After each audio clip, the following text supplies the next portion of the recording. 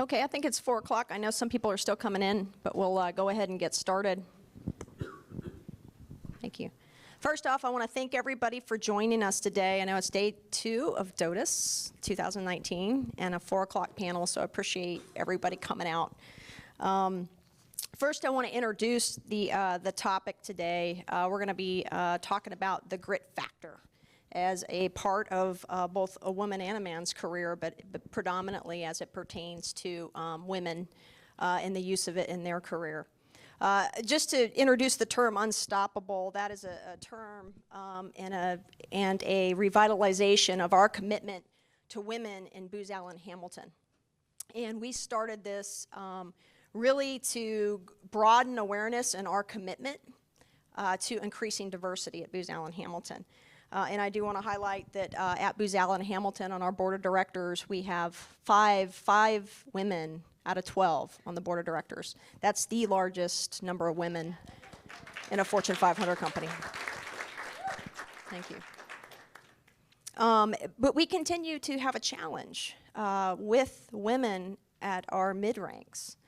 And so much so that we have a commitment to one, understand better how we can increase that diversity.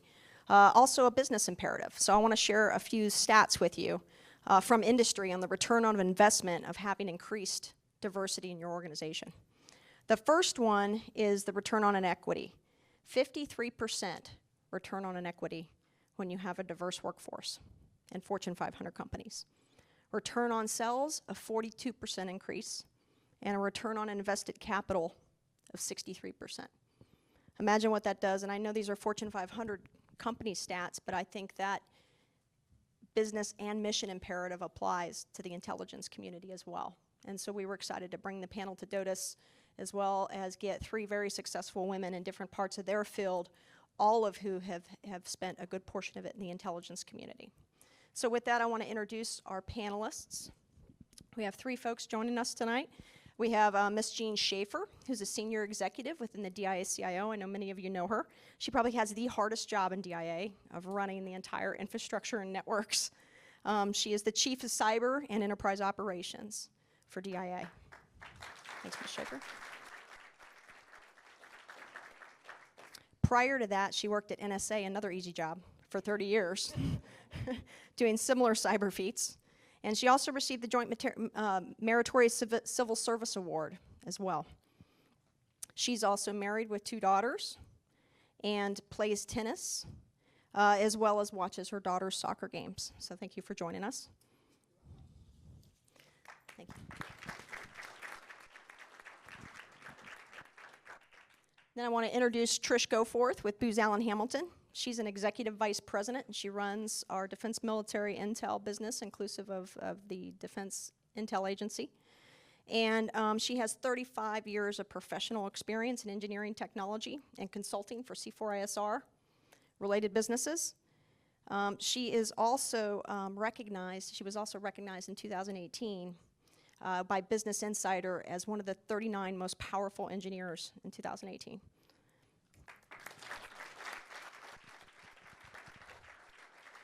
She's also married with 2 children, UVA sports fan, went to UVA, and a Nationals fan. And I do want to highlight she's sitting next to Lynn Schnur, who I will introduce in a minute, who's a tech grad, and they actually are getting along. And with that, introduce Lynn, and Lynn is an executive consultant with GDIT, also a former vice president of GDIT, and she spent her 34-year career in federal service, inclusive of the Army CIO, G2 CIO. So her awards include the Presidential Rank Award from George W. Bush, the Secretary of the Army Awards, and awards from both NGA and DNI.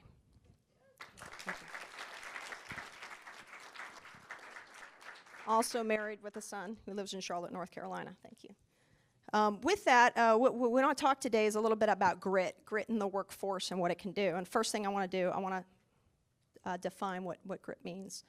And grit is often defined as it's more like comparable to running a marathon.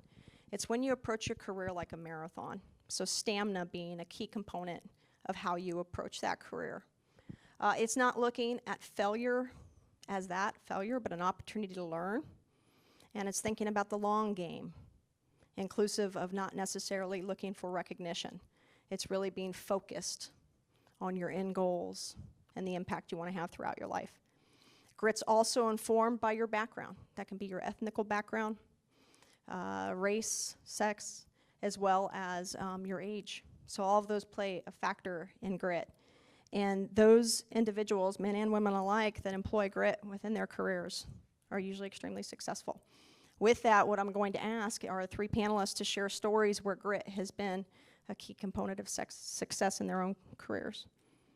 With that, I'm going to start with Ms. Schaefer. I think I have a mic that you can hear me from here. Can y'all actually hear me or no? Yeah. So when I was asked did I want to be on this panel, I just kind of chuckled and I said, really, you're creating a panel just for me?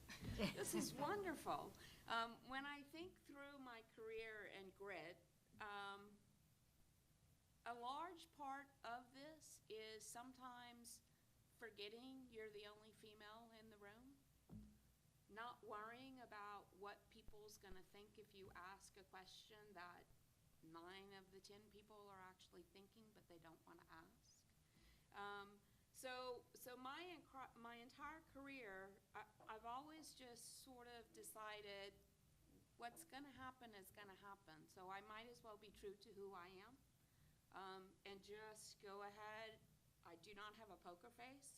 So usually if you're in front of me and you're talking to me, I'm going to be squishing my face up. Everyone who worked for me, I actually had little face cards that they made at one time. And they said, hey, when you go in and talk to Jean, you might want to take a look at the face cards because it will help you understand whether you're hitting the mark or she's going to come back at you with questions. So really, grit is all about being true to yourself, right? Having the self-confidence to say, I'm as good as the next person. Am I going to make mistakes? Absolutely. I make mistakes every single day. Don't think I don't. But laugh at yourself, pick yourself back up, and say, okay, I'm going to continue to go forward. And I've done that through my entire career, and now when I look back on my career, I go, ooh, I made some pretty risky choices somewhere along the way.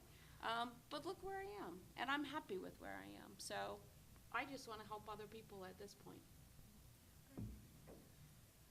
Thanks, Jean. Trish, I'm going to hand you. I think this Oh, does it work? too. Okay. Yeah, thanks.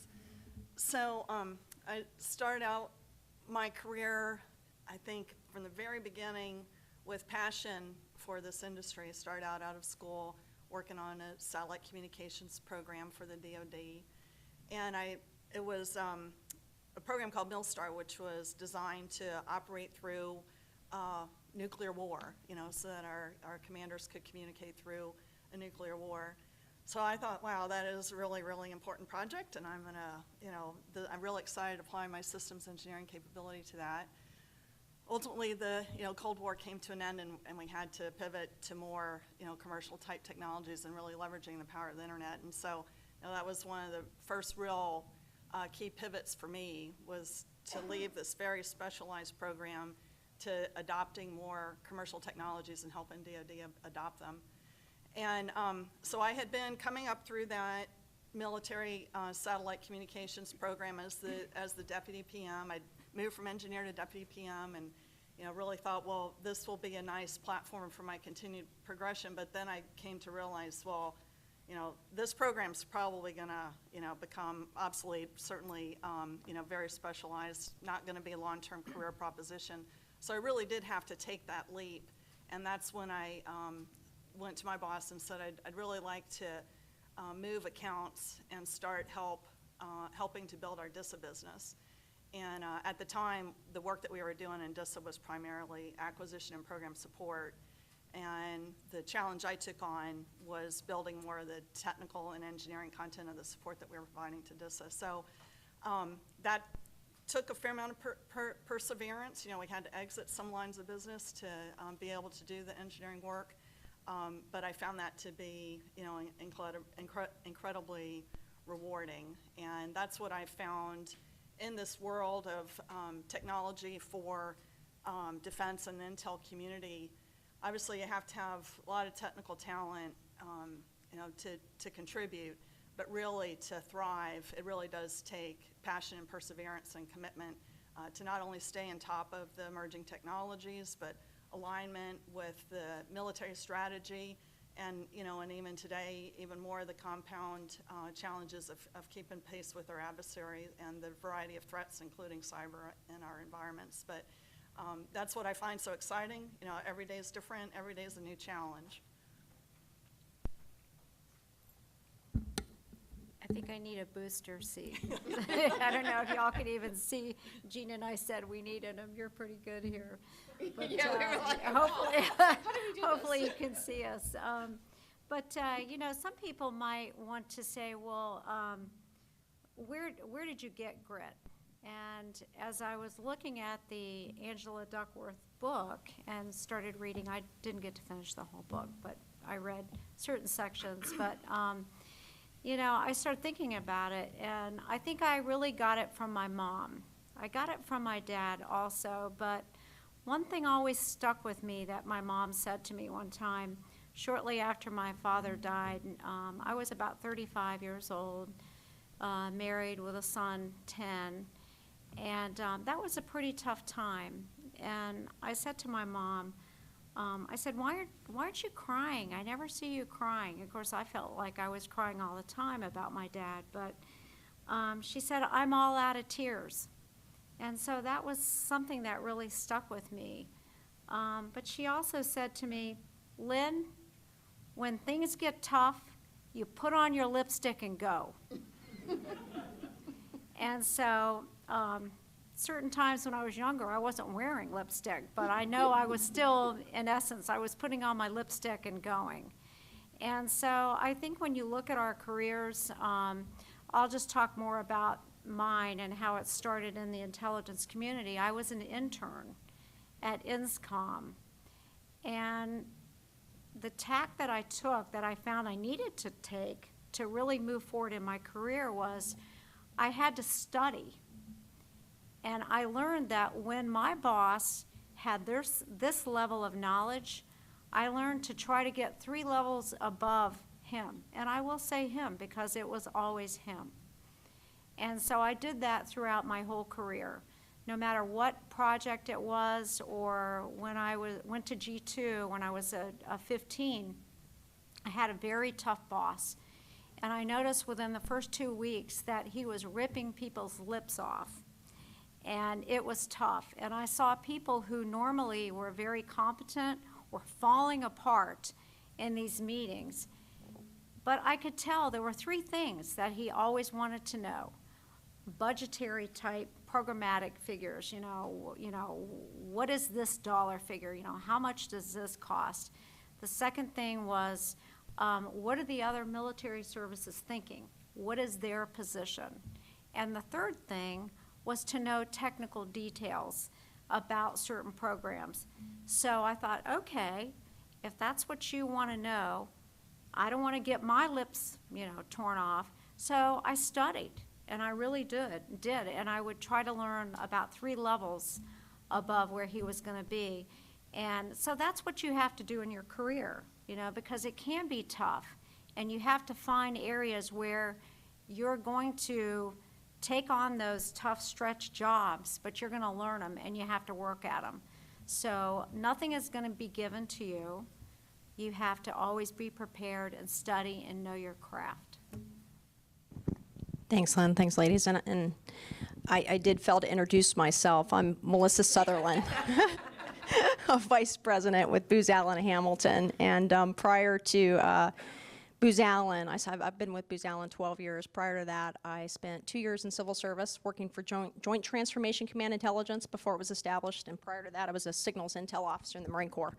And I'll share my own grit story. I've got several, but most of them, as part of being a Marine. I don't know how many know, but only 4% of the female officer corps are women. And so, I definitely came up through my career in a predominantly male environment. And one story that I'll never forget as a young butter bar second lieutenant reporting to my first duty station.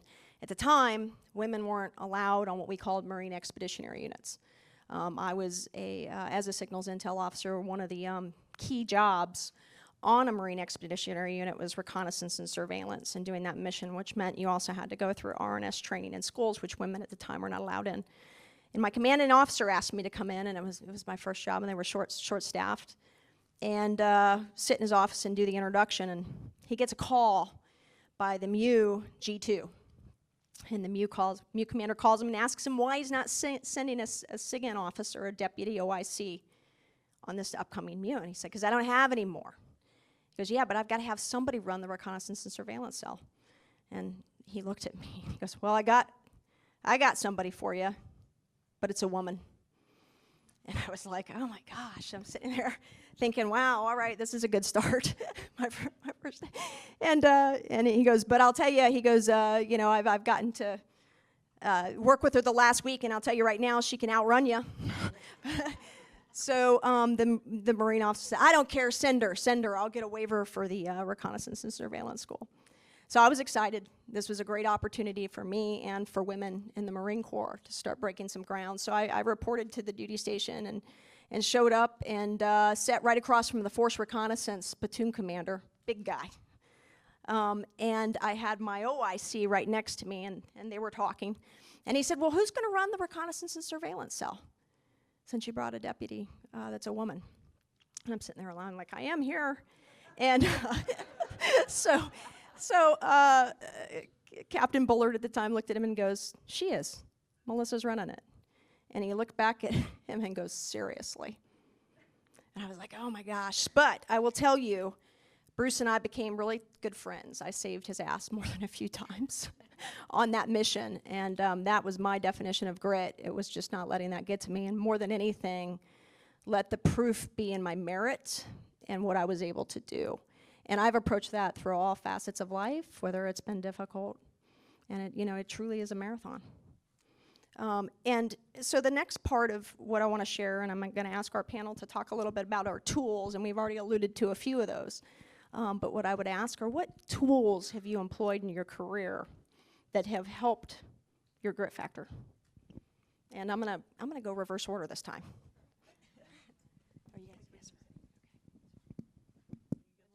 So, yeah, definitely. I thought you were starting to walk this way. I was like, yeah. Well, I think, one of the things that I saw in the book is that there's no right way, is what I read about. And so I think, getting back to what you said earlier is being true to yourself. Sometimes you'll find things that work for you, you end up tweaking along the way, because we all know we learn from failure. And we all have failure every day, but it's what you do with it. When you get knocked down, do you get up? How fast do you get up, and how can you keep going? So I think you have to learn, as a tool, you have to be adaptable, you have to be able to adjust, but also always keep your focus on that objective, that end state, and keep working hard, because that's part of this whole thing, life is, is a marathon, and it's how you're willing to keep up that stamina and to have that passion and perseverance for what you want to achieve. And don't let anybody take you out of your game. Always have your game on and be ready, but no one way works for everybody. You all have your style that you want to use when you approach things, where it's the many faces or whatever, but you gotta stick with it and do what works for you.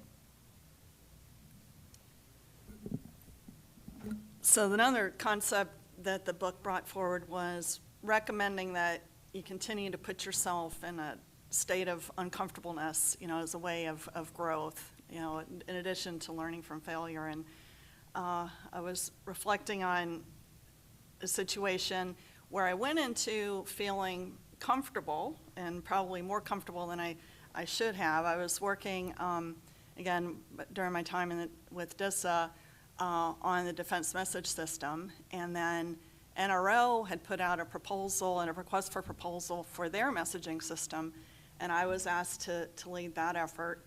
And I was like, well, sure, we've been able to do this at DISA. I'm sure I can go over there and do it at NRO. And I got into it and realized, I did not know that IT environment. I did not fully appreciate all the different security requirements or the complexity of their environment. And we had to work, 24/7 to get that proposal in. And in the end, I thought we put in a pretty good proposal, but we ended up losing because we totally neglected one of their network enclaves. And I went into this not fully recognizing the importance of putting the right, team around me. When you say yes, you have to really be thoughtful about what level of resources you're going to need and what team, that you need to put around you. So that was a key lesson I learned around that yes, you have to take risks, but in order to be successful, you have to be bold enough and wise enough to recognize the resources that you need to succeed.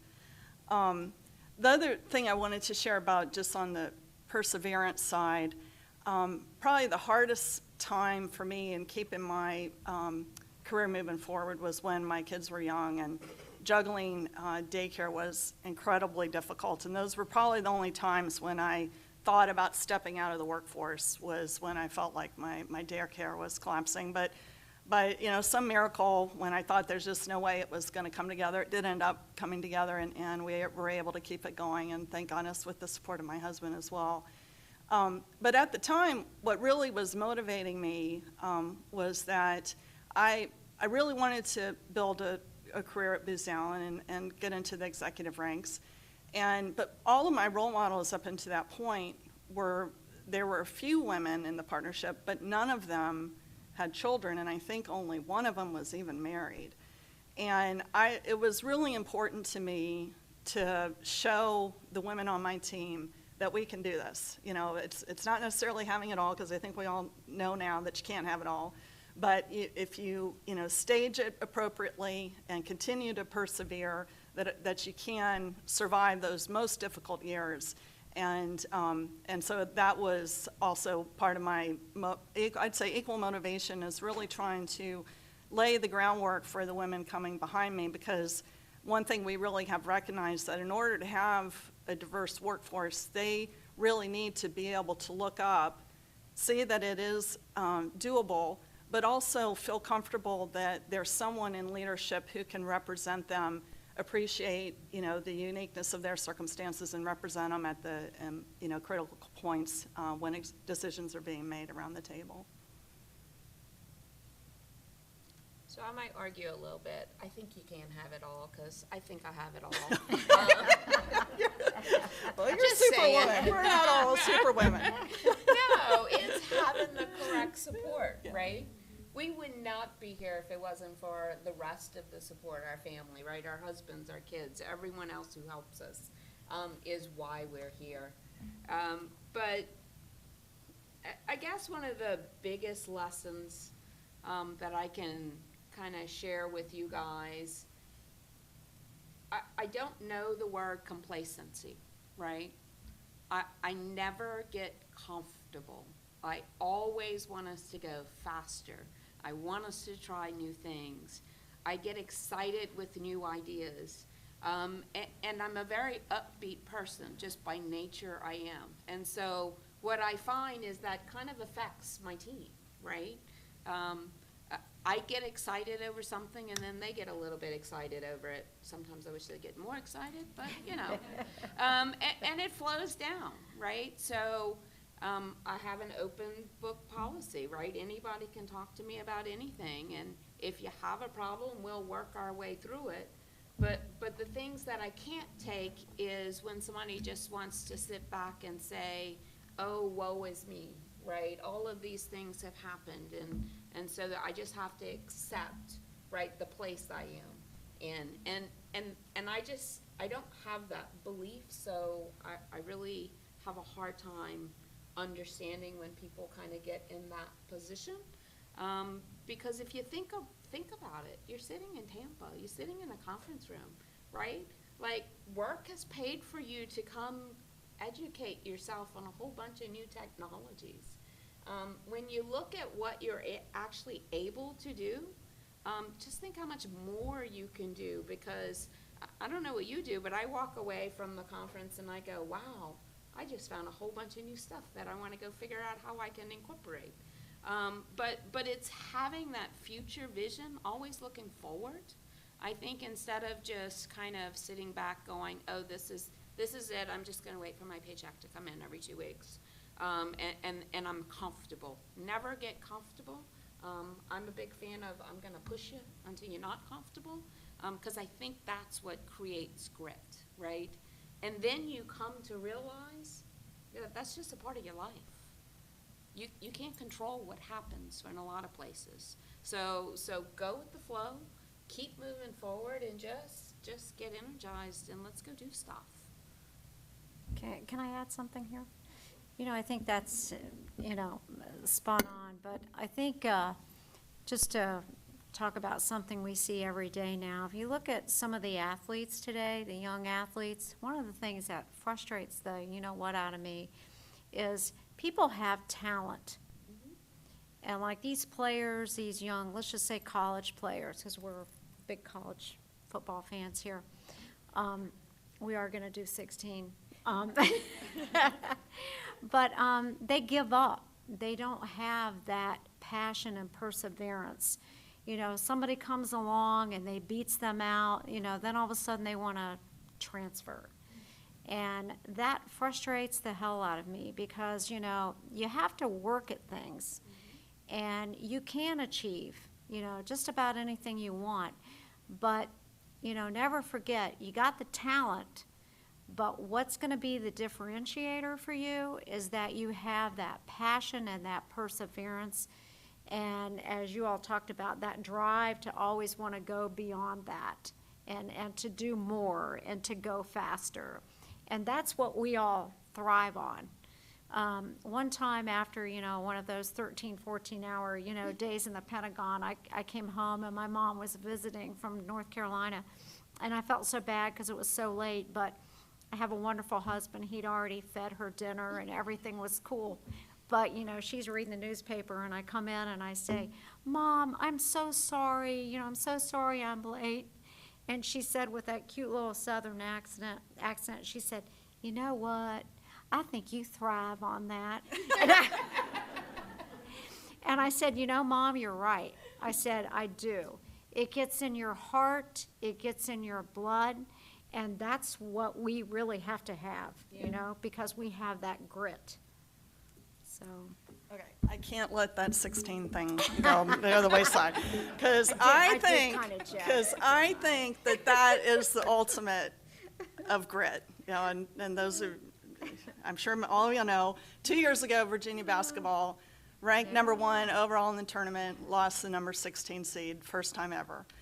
And many of the players, especially those who were sophomore that year, the coach did not put the seniors up on stage for the press that year because he said that was the worst moment of their life. They have to go on and, into the next phase of their life. Okay, these sophomores, they have to learn from this. They have to come back and represent UVA next year. And every day, Tony Bennett beat into them that we are going to use this for inspiration and motivation and not be the butt of the jokes. And that is exactly what they did, and then came through and, won the national championship. And to me, it was having been a college basketball fan since I went to UVA, to have seen that turnaround, was the ultimate experience as a fan. But again, having read all the leadership and the grit that those team members showed to get there, I thought was just truly remarkable. That is great. So, yeah. That is great. Thank you.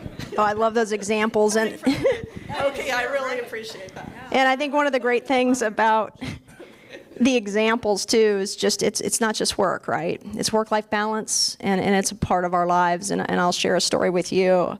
I have a 4-year-old, and I was a principal at Booz Allen when I got pregnant, and my market had moved. I was in the Strategic Innovations Group, and I just sold a really good piece of work out in Okinawa, so a lot of travel to entailed. One of my personal goals, and Min, I'm sorry, I'm going to bore you with the story, but I did want to breastfeed my child for a year. And at the same time, I wanted it all, to Jean's point, right? I wanted this job. I sold this job. I wanted to deliver the job. And so, you know, I did a bunch of research. I know I'm not the first woman to do it. I went and found out how to do it and found out that a lot of my time was spent driving back and forth to DC every week or every other week. So I found out that Toys R Us and Babies R Us have a place where you can go and pump. So I learned what the whole pumping thing was about and stored and froze milk and gave my husband instructions on what he needed to do. I was on the road. And so I rode, and you know, I had about replanned my whole day. I had to pump 3 times a day, so I had to fit this into my meetings. And you know, I made it through the 3rd month. I heard if you got through the 3rd month, it can be done. I did it. And then we had a big conference in Washington, D.C., and so I had to stay 2 nights in the hotel. So I knew I had to store a lot up before I went. So I stored it all up. I went to D.C., and my pump broke in the hotel room. 2 a.m. I'm up. And ladies, I'm sorry for those of you that have ever been through this. It was not fun. So I realized, hey, there's a open 24-hour Walgreens that I could walk to. Only I'm not in the best part of D.C. It's 2 in the morning, and I walked to this Walgreens and literally get accosted by some type of pump. Luckily, the security guard ran out, and all I'm thinking about is my whole, you know, this whole trip. So I find a hand pump in Walgreens. I take it back to the room. Now I've doubled the time that I have to pump. I drive all the way back, stop 2 times now, get home, and I walk in, and my husband's there feeding my son with the bottle, and I'm pretty proud of myself. I come in with my cooler, and I look over on the table, and there's formula. And I open the freezer, and I look, and all the bags are still there, and I looked at my husband, what happened? And he said, it was just easier. I lost my shit. Let me tell you. Talk about some grit. I made it a year. I'm proud to say I made it a year. And that was the last time my husband ever used formula in our house. I think you're not alone. You're not alone. Yeah, that's great. With that, what I want to do now is open it up to the audience and ask some questions. Yeah. So please, let's take some questions for the panel. No breastfeeding questions.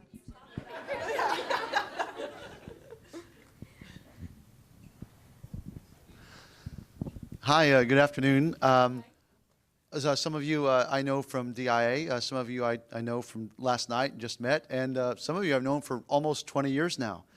And when we first met, it was just after Lieutenant General Kennedy left Army G2, and I believe at the time she was the highest ranking female officer in the history of the U.S. Army, I believe. And I was wondering, did you have anything to share from her and the time that you spent with her when you were at Army G2?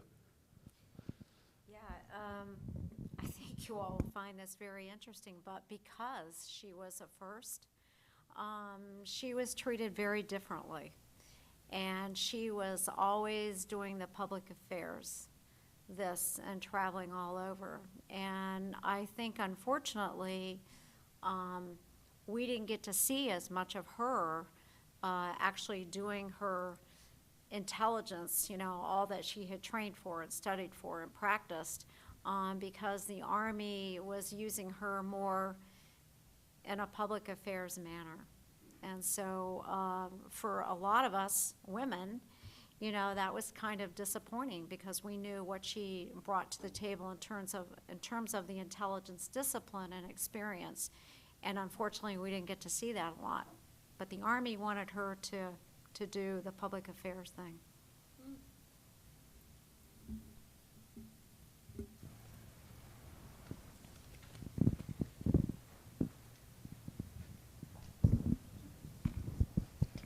Hello, ladies.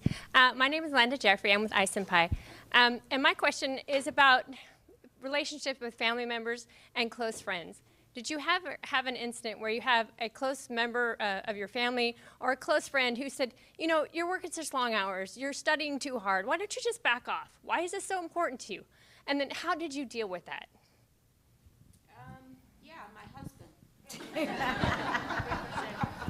We are still married. Let's just go there, okay? Almost 30 years. We're good. But, yeah. So I work long hours. I'm going to say primarily by choice. Yes, I feel that I have to get my job done. It is a self-imposed. It's never been imposed from above. It's a self-imposed, I want to do that, which means that many days I get home much later than I should. So that does sometimes take a toll on your family life. And personally, what I've kind of figured out is there are certain points that you just have to say enough's enough. You're absolutely correct. I have to contribute more to the household and just make that decision, and then you can kind of leave with a clear conscience and go home and do that. That doesn't mean you don't revert back into your old habits after everything gets a little bit smoother and copacetic. But it's just it's a family choice you have to make, right? So I never felt I gave up one thing for the other. He was great. He's a great mom to my kids, because sometimes he really did. He got the doctor's appointments. He got a whole bunch of that, but it's what makes us work.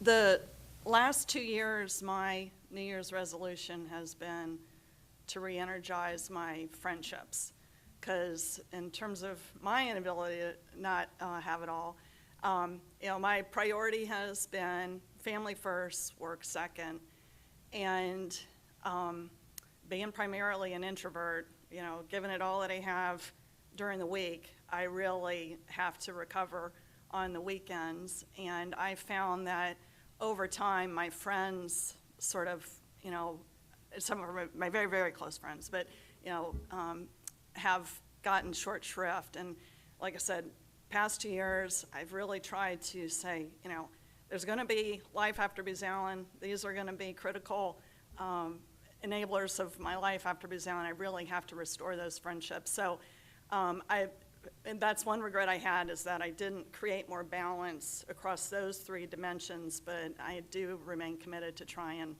reinforce those friendships. So when my son was young, I stayed home for 3.5 years. I had worked and we were trying to have a baby, and finally happened, and so I had the whole daycare thing and so forth. And what I found in my neighborhood was there were only 2 of us who were working. And so some of the ladies did say to me, oh, why do you do that? Why do you have to do that? Well, everybody has a different family situation. And so for my husband and I had taken the 3.5 years off, and I loved it. I enjoyed it. But there were career aspirations that I had, and those that he had, and we made it work. I mean, you make it work. And yeah, the daycare things, can be tough. I'll never forget the first time I took him to daycare after the 3.5 years, and I picked him up at Mini World, and he was in the back seat, and he smelled like Mini World, and he had spaghetti all over this cute little, T-shirt. And so I'm driving home, and I'm in tears because he smells like Mini World, and he has SpaghettiOs all over him, and all he's doing is chattering away about, and my friend Ray, Ray this,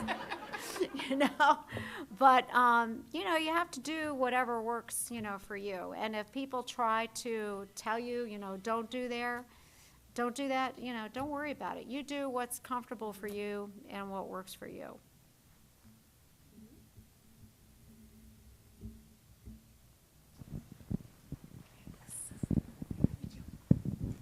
Hi, my name's Drew Zachary. I lead an innovation team at the Census Bureau, and I have a 10-month-old who is actually with me at this conference. I didn't make it a year, so good job. And I wanted to, first of all, thank you all so much for your leadership and just for being an incredible example.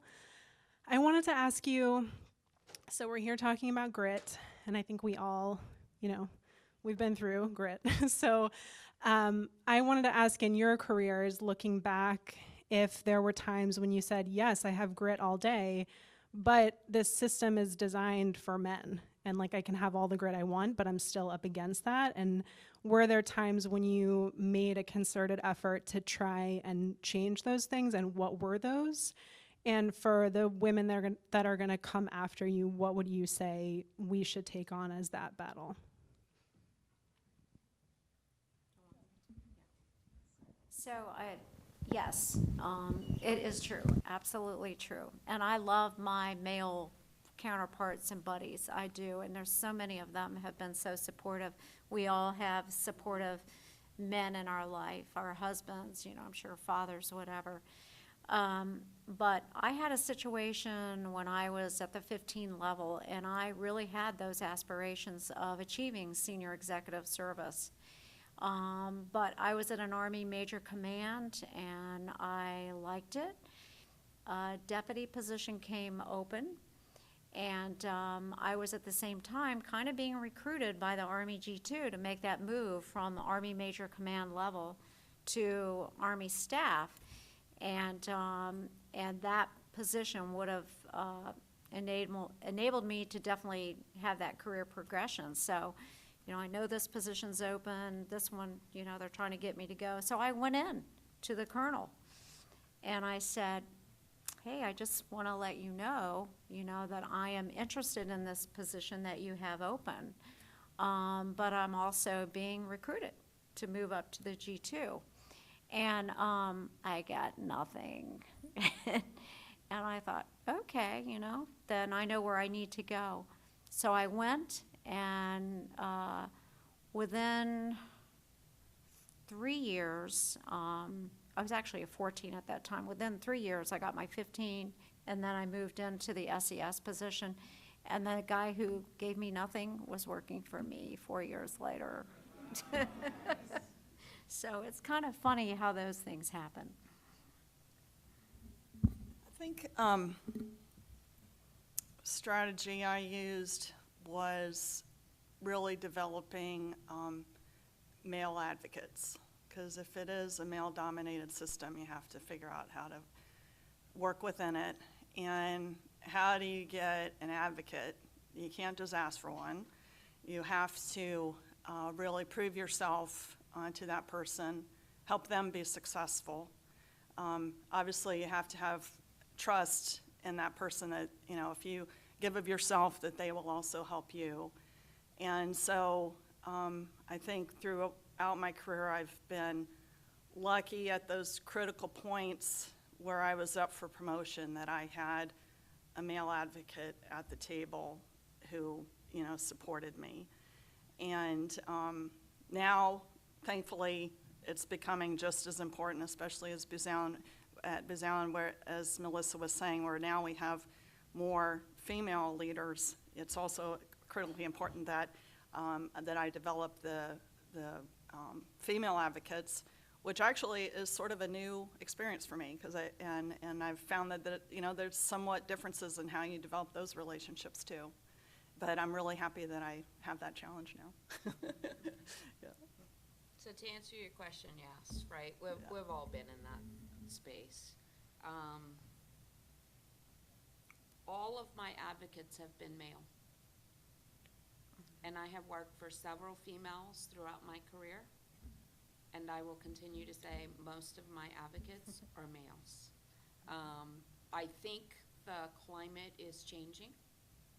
I've seen it change. Sometimes the generation before us weren't as helpful to bring other females up with them as I think they should be. It almost felt like I was going into their hen house with all of these bright ideas, and I wanted to move forward. And a lot of times that wasn't the direction they wanted to move in. So I love my male counterparts. I actually find a lot of times sometimes it's even easier to communicate with them. And I think, honestly, it's because of the education and the training I've had, right? So I've been computer science, right, STEM degreed, so very much stemmed within that logical thinking, rationalize, how do you break things out? So if I want to go promote something, or if I want to go get something approved, I very much revert back into that, let me approach this very logically, not emotionally. And I think most of the folks have recognized that, and we have great conversations. I'm not a huge advocate because I think the culture has to change in time with some of the policies and everything else. So I'm not one who's going to go beat my head against a wall because something set in the system is against us, but I absolutely will help change kind of a culture that will eventually drive to that. And so it's all the approach you want to take in life.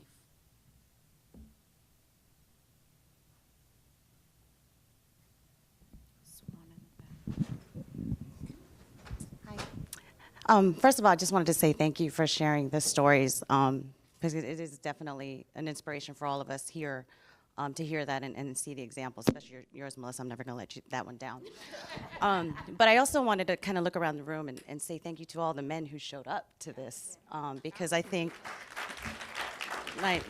just like Jean said, I mean, it is a cultural change, and for you to just be here shows that it is important to you as much as it is important to us. Now, having said that, as a strong, powerful, passionate woman, which most of us aspire to be, we always reach a point where we're at that crossroad of deciding on grit and the alternative. What's the one piece of advice you would give us when we're at that crossroads?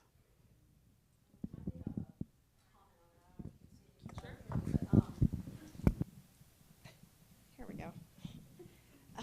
And it goes to your question too. I think you got to be true to yourself. Yeah. And it can't just be about proving things. And I'll share an example with you. My second tour of duty in the Marine Corps, I got stationed at United States Southcom as a SIGINT collection manager. And I had been in predominantly a male environment my whole career. I hadn't really thought about it for my first tour of duty. And I got to Southcom and it was much more diverse. A lot of diversity, not just of gender parity, but also of different services, mixed services, and national agencies, contractors, military. It was just a melting pot. And that diversity really allowed good ideas to emerge, things to happen that I hadn't just seen in the Marine Corps, where it's predominantly a single-sex focused environment. And I enjoyed that time, and there was a point I had to go to Marine Corps Intelligence Officer course in Dam Neck, Virginia. And I went, and I was slated to go on a MU after I got done with Southcom, and I was sitting in the room, and I was the only woman in the whole class. And it was the first time I noticed, because I had been in a diverse environment. Not only that, I appreciated it. So I was sitting in there in class, and the instructor walked in and said, "Gentlemen." And I was like, oh my gosh. And I thought, do I want to keep fighting this fight, or do I want to be true to myself and what I want out of life? I loved the diversity I experienced, and I realized I want more than that. And for me, it became why am I doing this, and being true to myself instead of breaking down barriers. So at some point, be true to yourself. That's my point. And I ended up getting out of the service. Yeah. I concur. At that point, it really is a personal decision you're going to have to make. And just think through it, do it for the right reasons, and then don't look back. Go for it and keep going forward. Yeah, and I think, again, Melissa said at the beginning, it is a marathon, so it is okay to slow down, for 1 mile of that marathon, and, take a less challenging job that, where it does allow you to have more time with your children, if that's one of the things that you're struggling with. Many of us now are being faced with taking care of our parents, and you just have to give yourself a break, again, and create that kind of balance. And as long as you stay connected, stay relevant, you can jump back on that treadmill when you're ready and you have the energy to do it, with that next mile. I think most of us, if you live your life, and you have that grit, it's kind of hard not to continue. That's just the way you are. And it's not just, your professional life, it's how your personal life is too. You know, everything you do, I mean, from my perspective, and I think probably you all, everything you do, you approach it with passion and perseverance, because that's who you are. And whether you got it from, you know, your mom, you know, I think in my case, and my dad too. My dad was an Air Force pilot, and you know, he was a wonderful, wonderful man. But I think you just, you know, that's who you are. But if you find at some point, because life has challenges that pop up that are unexpected, you do what you have to do. It doesn't mean you can't pick it up later. You know, like you said, if something happens to your parents and you find, you know, you're spending a lot of time taking care of them, that's okay. Because in life, it's better to be a giver than a taker. But you can be a giver and still have a lot of grit and be successful. Great point. I think we have time for one last question.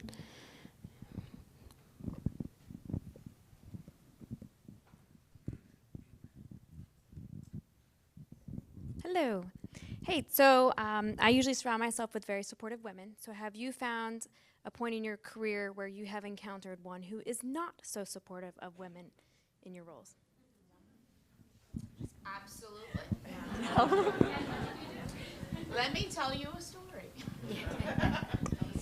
So earlier in my career, I guess, I don't know, I was maybe in 11 or 12, so I was still fairly young. One of my daughters was born. I don't think I had the other one yet. I went for a job interview, right? It was in research and development, and I was so excited because the person who was interviewing me was a female in SES, and she was all about research, and I thought, this is great. I am gonna knock this out of the park. So we had a wonderful interview, and toward the end of the interview, she says, so Jean, I just want to know a little bit more about your family life. Do you have any children? Yes, I have one. How old are they? She's 3. Do you have a live-in nanny? No. Do you think working like long hours is going to be a problem? No, I'm going to do what you need me to do for the job. Oh, okay. Well, very nice meeting you. I'm sure you'll hear from me soon. And then I walked out of that interview and I stood there and I said, I can't believe this. I know those questions she just asked me really are probably illegal. Yeah. And because I was honest and said, yeah, I do put my family first, right? That I was betting that I did not get the offer. And sure enough, a week and a half later, I got an email and said, thank you so much for that interview, but I have selected such and such, and it happened to be one of my male peers who was single, was not married, and I thought, okay, qualification-wise, no offense, but I'm just as good as him. So yeah, so it happens, right?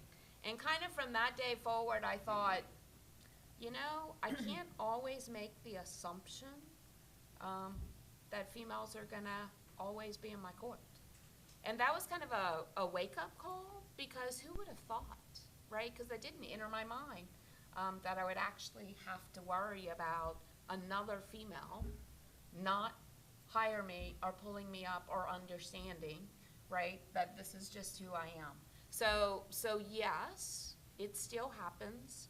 I'm gonna say it probably still happens today, but I think it's gotten a lot better. It has, and it was, I think Gloria Steineman said, there's a special place in hell for women who don't support other women. Yeah. And very glad to be on this panel with some very supportive women. Yeah. Yeah, I think for the most part, I mean, I've been very lucky because I mean, you know, I got to work with Jean, you know, when I was in the Army G2, and I will tell you, every time I called her up to say, can you help me? It was always last minute stuff, unfortunately. But she always came through. Lynn, sure, we can do it. And I think to have that kind of support and know that you're together, you know, as you move forward on things, you can be mutually helpful is so important. So, you know, never forget that. Never forget, you know, to help your peers, you know, your female buddies, because, you know, they are your buddies. And I was very fortunate, really, to have some great, wonderful women, and some of them are right here, these two ladies here. Amazing. Thank you, and I want to thank all our panelists for joining us today. I also want to put a plug in for Angela Duckworth. This was the Grit Factor is really based off of her book and the power of grit. So if you want to learn more about it and the book. But I do want to call to action. I hope all of you embrace grit in your lives and support each other. And that's all of us in this room, men and women alike. So thanks again for your time, and enjoy the rest of DoDIIS.